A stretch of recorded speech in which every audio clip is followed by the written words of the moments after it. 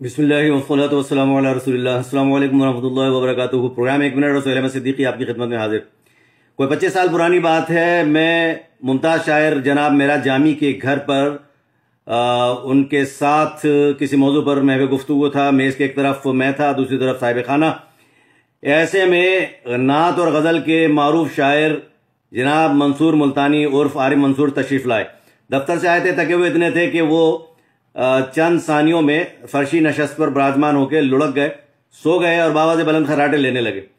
جب ان کے خراٹوں کی آواز بلند ہوئی تو مجھے شرارت سوچی. میں نے کہا، منصور صاحب کھانے والا آ گیا ہے. میری آواز سنتے ہی منصور ملتانی ہڑبڑا کر اٹھ بیٹھے اور کہنے لگے، اچھا ملتان آ جائے تو جگہ دینا. یہ کہہ کر وہ دوبارہ لڑک گئے، خراٹے لینے لگے اور ہم بے اختیار قہقہ لگانے پر مجبور ہو گئے.